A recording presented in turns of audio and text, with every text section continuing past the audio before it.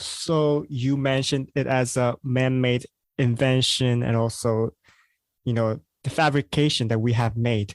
So Yeah. I think there are also arguments that argue week is purely from our nature, not our man-made thing. And what are those arguments about? And then how would you debunk those?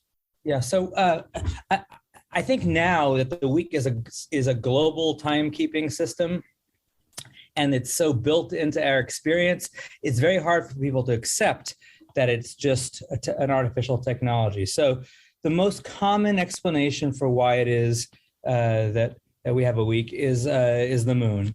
And the argument is that human beings needed to count quarters of moons.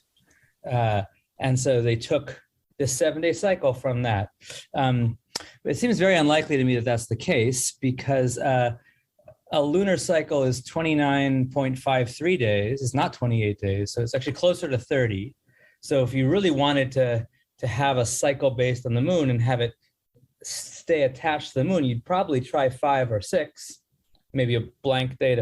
But if you chose 7, it would never actually correspond with the moon. You'd never be able to look at the moon and say they were, because even after 1 or 2 moons, it would be very far off. 29.53 is very different from 28 if you're actually clocking 7. So that's one reason to doubt that it has to do with the moon. I mean, it might have been suggested by the moon in the way our months are also, and the months in a Gregorian calendar don't anymore correlate with the moon, but they're suggested by a moon because they're roughly the same length.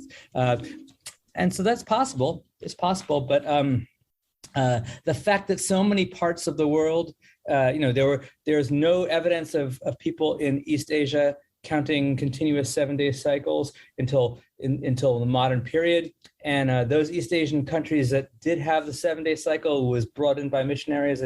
It wasn't part of the timekeeping system of East Asia. It wasn't part of the timekeeping system of Australia or the Americas, before Africans and Europeans came in. So if it was really sort of dictated by the moon, you'd expect it to be much, much more common historically than it actually. And again, if we had a 5-day week, people would say the same thing. They say, "Oh, it's because of the moon, because it's 1/6," and it's possible. But So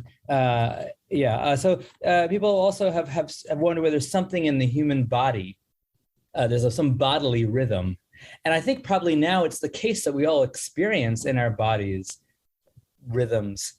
But there's really no evidence that any species has a 7-day rhythm, except for some very, very simple sea organisms that have what are called circumseptan rhythms, bodily rhythms that repeat roughly every 7 days. Well, roughly every 7 days isn't every 7 days, but also we didn't even know this until we had very advanced computational devices that could actually observe that these bodily rhythms were circumseptan. So the idea that human beings took their weekly schedule from obscure, microscopic sea organisms whose rhythms had no patterns observable to ordinary experience is very unlikely. And then people wonder sometimes about menstruation. But the problem with menstruation, first of all, is it's not unlike the moon, it's not a coordinated calendar.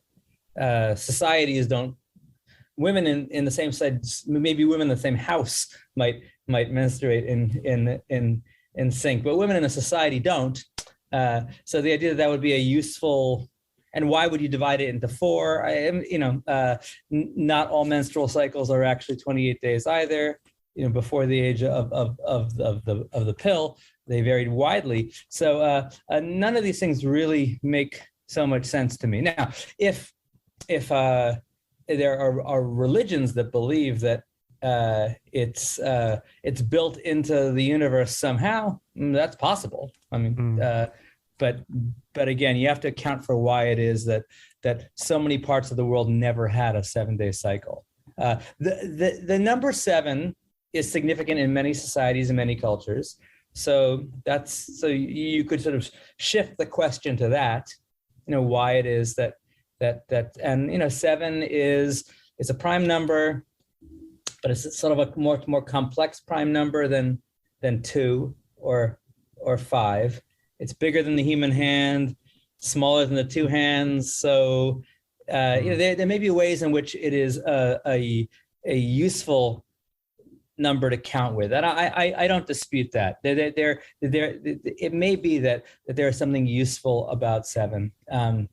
But again, lots of societies have preferred to count 5s or 8s or 10s, and 10 certainly is an extremely useful number. So, I'm always skeptical that there is sort of one thing in our bodies or in the observable universe that dictated the fact that we should have a 7-day week.